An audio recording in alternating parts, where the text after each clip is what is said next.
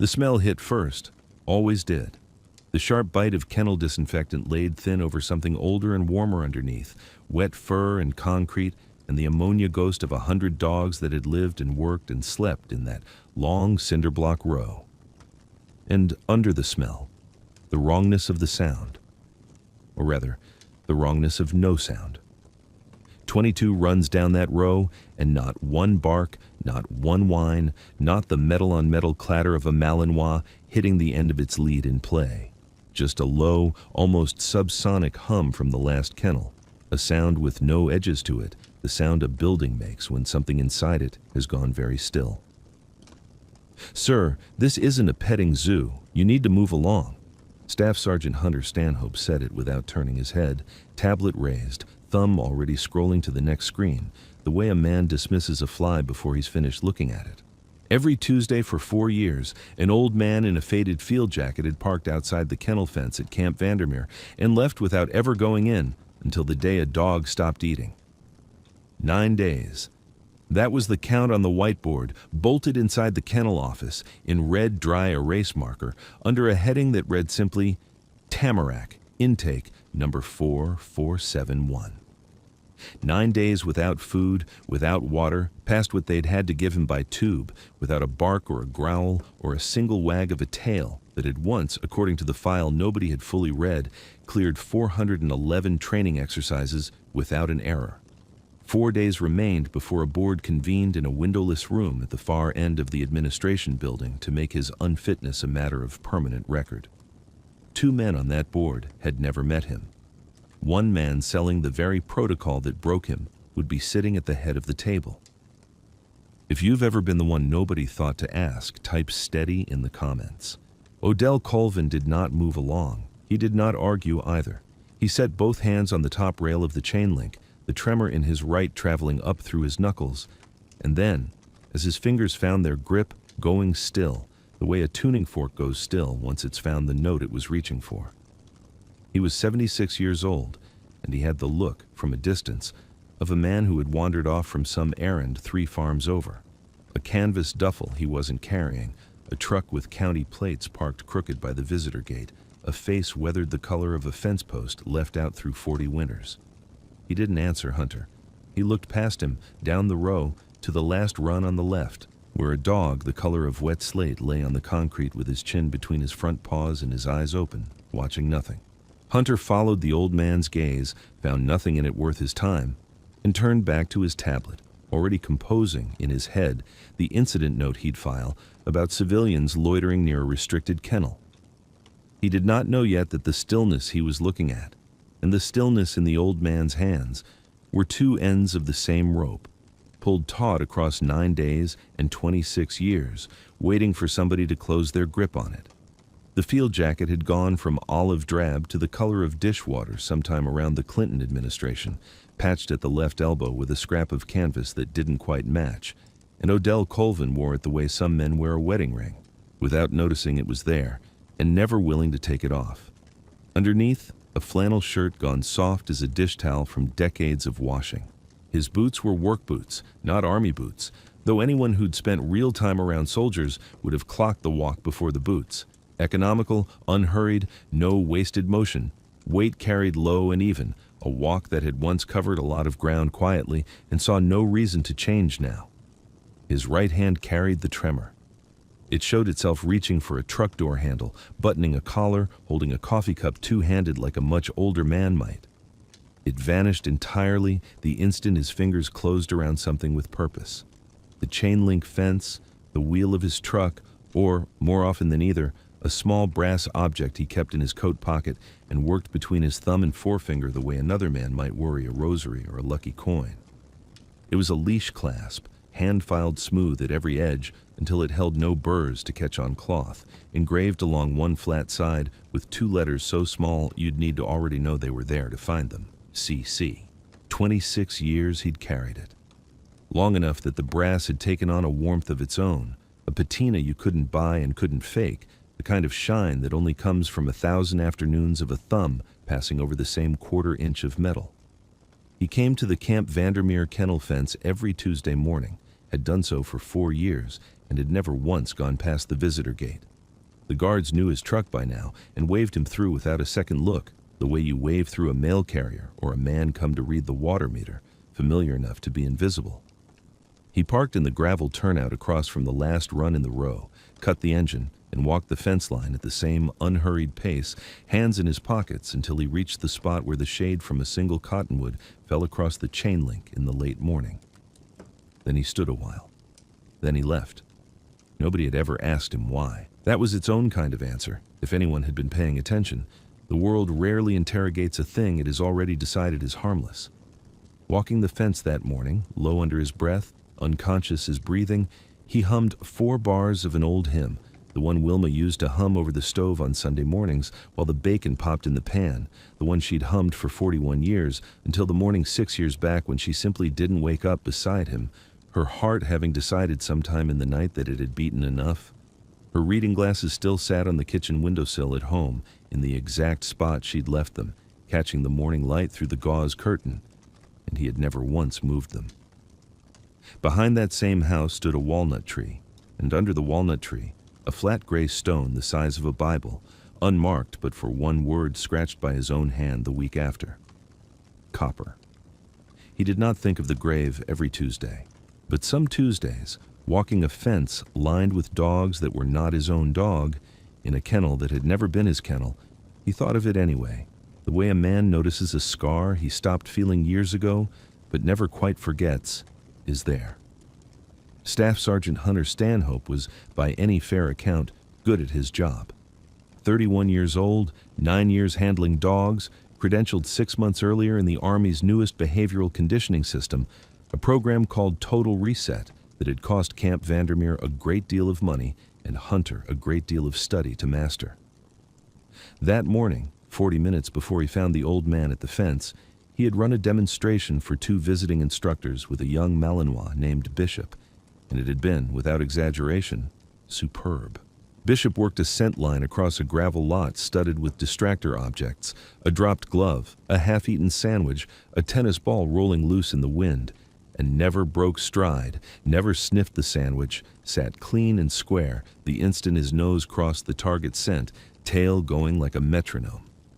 Hunter walked him through 4 separate proofing drills without raising his voice once, reading his tablet's live scoring feed between reps and adjusting his timing to the 10th of a second. The instructors nodded. One of them wrote something down. It was, in its way, a small piece of craftsmanship, the kind of morning that reminds a man why he chose the work. It was on the strength of that morning, riding the confidence of it, that Hunter came around the corner of the kennel row 40 minutes later and found the old man standing at Tamarac's Run for the 2nd time that week. "I told you Tuesday," Hunter said, not unkindly, but with the flat certainty of a man reciting policy he'd recited before. "This kennel's under restricted access pending an active review. Handlers and board members only pass this fence line. I appreciate you like the dogs, sir, I do. But I can't have civilians standing here every time I turn around, and I especially can't have it with this one." He tipped his tablet toward Tamarack without quite looking at the dog.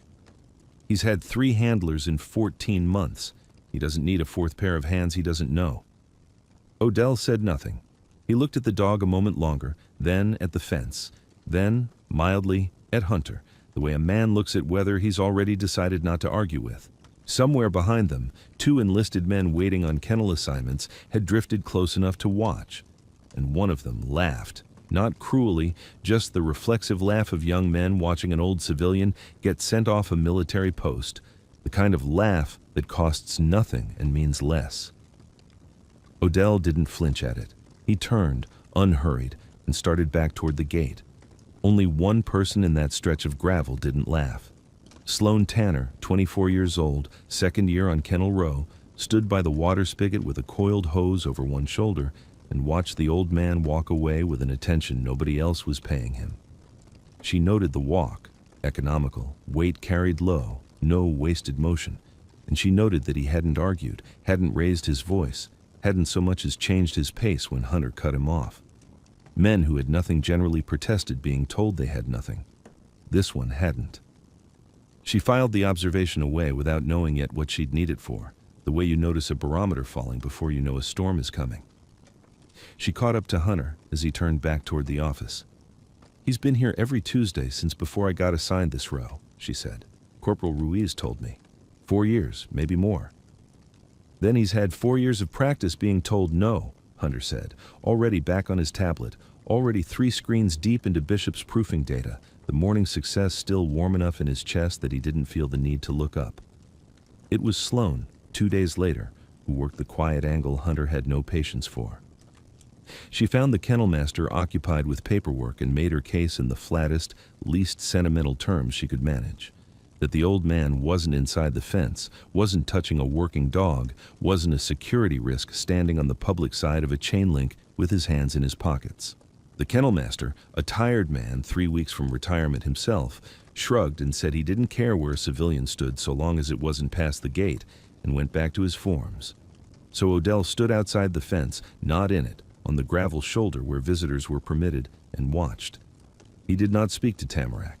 He did not call to him, did not crouch, did not do any of the things people do at a kennel fence to draw a dog's attention.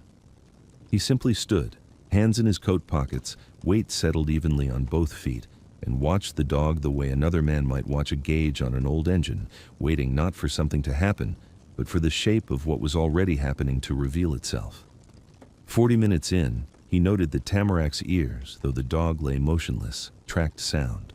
A truck backfired 2 rows over, and the ears swiveled a full quarter turn before going still again. That was not paralysis. Paralysis doesn't listen. 53 minutes in, he noted the dog's breathing. 4 counts in, hold, 6 counts out, a rhythm too even and too deliberate to be the ragged breath of an animal in true distress. It was the breathing of something holding itself together, not something that had come apart. An hour and change in, Hunter's tablet chirped through another automated scoring pass on Tamarack's row, the total reset app rendering the dog's 9 days of stillness into a tidy percentage. 6% engagement, the screen read, trending downward, a single clean number standing in for all the things a number cannot measure. Grief, memory, the particular exhaustion of being handled by 3 different sets of hands in 14 months, each with its own voice, its own leash pressure, its own idea of what the dog owed it. A board member touring the row that afternoon, a civilian in a gray suit Odell had never seen before and would later learn was named Whitfield, paused at the fence and glanced at him with faint amusement. "You a relative of somebody's, sir?" the man asked, not really wanting an answer. "No," Odell said, that was all. One word, delivered without heat, and the man in the gray suit moved on, already checking his own tablet, already thinking about a meeting 4 days out that he had, in truth, already decided the outcome of. Hunter passed twice more that afternoon, and said nothing the second time, which was its own kind of concession, though he would not have called it that. He had noticed, without meaning to, that the old man's stillness did something to the air around the kennel row, that his own careful procedures did not agitation, not distraction, just a kind of held quiet, the way a room goes quiet when someone walks in who is not in a hurry. At 4 in the afternoon, with the light going long and gold down the row and Sloan pretending to coil a hose she'd already coiled twice, Odell Colvin stepped up to the chain link, curled the fingers of his right hand around the wire until the tremor stopped dead, and said one word, low, almost too soft to carry. "Steady." For 9 days, Tamarack had not lifted his head for food, for water past a tube, for the sound of his own name called by 3 different handlers in 3 different voices trying to coax him back into a body he seemed to have stepped halfway out of. He lifted it now. Slowly, the way a man surfaces from deep water, ears coming forward, dark eyes finding the fence, finding the old man's hand on the wire, finding, though no one standing there could have said how, something in that voice that matched something already written into him long before Camp Vandermeer, long before Whitfield's protocol, long before 3 handlers had each tried to teach him a different definition of good. Then he rose. Not fast, not eager, but he rose, forelegs first, hindquarters following, until he stood square on the concrete for the first time in 9 days, head level, tail motionless but no longer flattened, watching the old man the way a man watches a door he has just heard open. Sloan's hand went still on the hose. A kennel tech passing with a feed bucket stopped mid-stride and simply stood there, bucket forgotten. A corporal cutting through the row on his way to the motor pool slowed, then stopped entirely, unwilling to be the one who broke whatever this was by walking through it. Hunter looked up from his tablet. The screen in his hand, still running its live feed on Tamarak's kennel, showed no change at all, no spike, no new data point, the number frozen at 6%, because whatever had just happened had happened in a register his instrument had never been built to read. He looked from the tablet to the dog to the old man and back to the tablet, and for the first time all week he did not have a percentage ready to say out loud. Nobody spoke. The dog stood, and the old man stood, and between them the fence held its own kind of silence, the good kind, the kind a room goes still to make room for. That evening, Hunter told himself it was scent, nothing more, some residue on the old man's jacket, some familiar handler smell from years back that had triggered a startled response in a dog too far gone to know the difference between memory and rescue. He said as much to Sloane over the logbook and to the kennel master the next morning, and by 7 o'clock he had convinced himself thoroughly enough to act on it. Protocol existed for a reason. A single anomalous response wasn't data. Data was 400 trials, clean percentages, a system that didn't care whose jacket smelled like what. So he reapplied Total Reset exactly as written. Controlled isolation, scheduled non-reward handling, the graduated food delay conditioning the program prescribed for what it classified as attention-seeking regression. Sloane argued against it in the log room, quietly, urgently, and lost. "You saw him stand," she said. "You saw it with your own eyes." "I saw a data point I can't explain yet," Hunter said. "That's not the same as a diagnosis." By 11 that morning, Tamarak was back on the concrete, chin between his paws, eyes open and fixed on nothing, the 6% number on Hunter's tablet holding steady as if nothing had ever moved at all. The relapse took 4 hours. The recovery, Sloane thought, standing at the fence with her arms crossed and her jaw tight, had taken 9 days and one soft word, and it had been undone by a morning's certainty. It was not the dog that had been broken. She understood that now, watching him fold back into himself. It was the protocol that broke him, over and over, each time anyone trusted it more than the animal in front of them. She went looking for the file that afternoon, not because anyone told her to, but because a small, stubborn part of her needed the paperwork to catch up with what her eyes had already seen. Tamarak's intake record, 4,471, listed his second handler's discharge, a man gone from the program 14 months back, as behavioral incompatibility, handler initiated. She'd heard a different story once, secondhand, from a supply sergeant who'd known the man. A training injury, a torn shoulder, a medical board, nothing behavioral about it at all. 2 records, 1 dog. She copied both pages and carried them up the chain, her hands steadier than her voice. Colonel Grady Ellsworth arrived at Camp Vandermeer at 9 the next morning.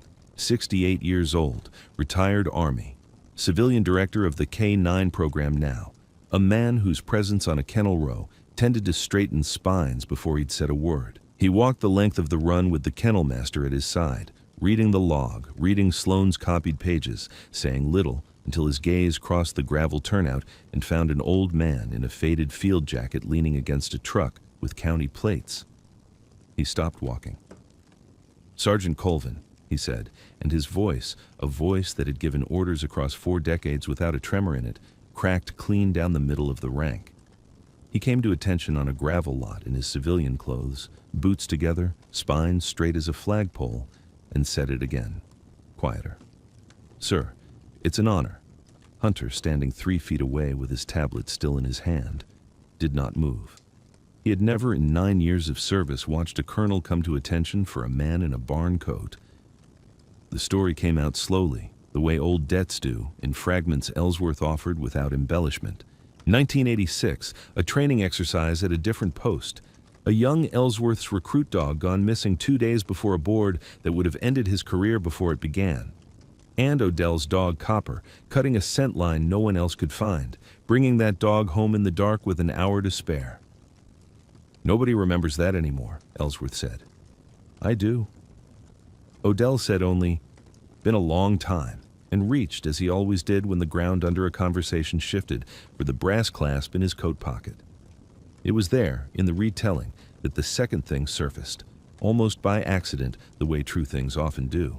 Ellsworth asked, out of old habit, whether Odell had seen anything unusual in the file room lately, and Odell said mildly that he'd found a folder in a scrap bin outside the admin building 8 months back, meant for the shredder, and had kept it because he recognized a name on the cover.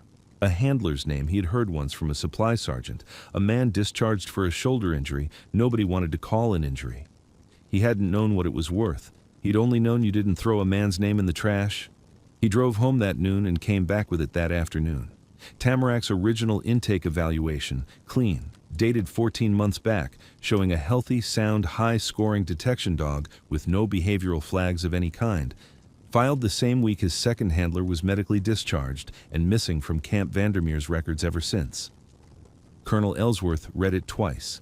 Then he asked, in a voice gone very flat, who exactly sat on the review board alongside Tanner Whitfield's consulting firm. And Sloane, standing at his elbow with her copied pages still in hand, understood before he finished the question that the 2 folders in her hands and the one in Odell's had just become the same document told 3 different ways.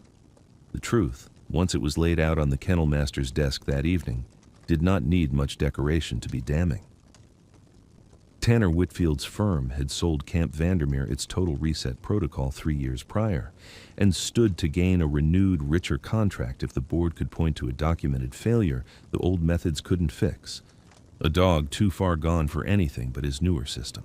Tamarack, unlucky enough to land his third handler right as that contract came up for renewal, had been quietly nudged toward retirement rather than reassessment, his clean original evaluation lost from the file room during what Whitfield's own consultants had called a routine audit, his second handler's medical discharge rewritten as a behavioral failure to make the pattern look older, sadder, more inevitable than it was. It was not a violent thing, what Whitfield had done. It was a paper thing, a quiet thing, the kind of wrong that moves through initials and filing cabinets instead of through anyone's hands. And that was, Colonel Ellsworth said grimly, exactly why it had almost worked. Odell listened to all of it without comment, standing near the office window with his hat in his hands, and when Ellsworth turned to ask what he wanted out of it, a formal statement, a public thanks, his name, and whatever corrective the Army chose to write, the old man shook his head slowly. "Don't need my name in anything," he said. "Just want that boy's discharge fixed. Torn shoulder's not a character flaw. Somebody ought to say so in writing, where it'll outlast the men in this room." That was the whole of his request. Sloane, standing near the door, found she had to look somewhere else for a moment. Later, after the office had cleared and the light outside had gone the color of weak tea, she found Odell at the fence again, not because anyone had summoned him, but because Tuesday habits don't break just because Thursday turns strange. She asked him, carefully, about the word. "Steady," he said. "Taught it to a dog a long time ago. Wasn't a command so much as a promise. Told him where I was without making him do anything about it." He didn't say the dog's name. He didn't have to. Something in the way he said the word made it clear it belonged to somebody, the way a hymn belongs to whoever first hummed it over a stove on a Sunday morning. She asked about the clasp, too, the brass thing he'd been turning between his fingers the whole conversation, and he only said, "Kept it a long time. Some things you carry because putting them down feels worse than the weight, and let the fence go quiet around the rest of it." Hunter found them there before she left.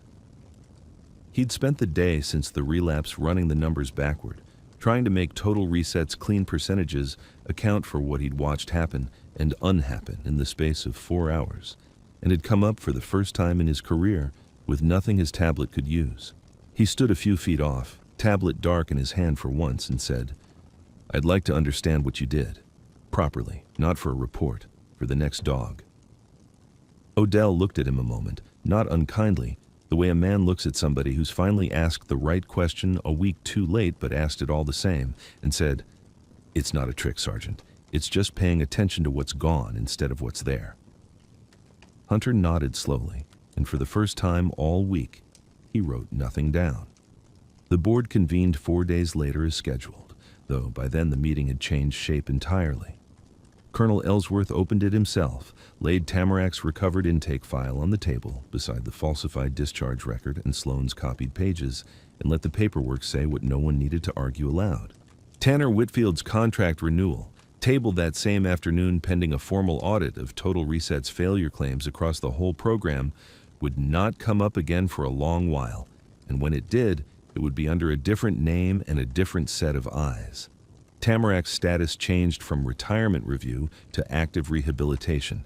His file corrected to note 9 days of documented recovery under supervised non-protocol handling. His second handler's discharge amended in plain language. Medical, honorable, no fault of his own. Sloan took over his slow return to work, patient sessions built around stillness before command, no leash pressure, no tablet scoring, just a young handler learning to read a dog the way an old man had shown her, one Tuesday afternoon at a time. Hunter asked to sit in on 2 of those sessions a week, said little, wrote less, and retaped a young recruit's blistered thumb with more patience than he'd shown anybody in months, which Sloan took, correctly, as its own kind of apology. Odell kept coming on Tuesdays. Nobody waved him past the gate anymore out of habit. They waved him past it now because they wanted him there. 3 weeks on, the light going long and gold the way it had that first afternoon, Odell Colvin sat on an overturned feed bucket outside the kennel fence, forearms resting on his knees, and Tamarak came and pressed his head against the chain link from the other side, the way a dog leans into a hand it trusts is going to stay. Odell didn't reach through the wire. He didn't need to. He drew the brass clasp from his coat pocket, turned it once between his thumb and forefinger so the last of the sun caught the 2 small letters worn soft with 26 years of handling, and put it back. Some debts get paid in silence, and some dogs are just waiting for somebody to say the word right. He rose from the bucket, unhurried, weight even on both feet, and walked back to his truck the same way he always had, and started the engine, and drove home to a kitchen where a pair of reading glasses still sat on the windowsill, catching the last of the light, exactly where she'd left them.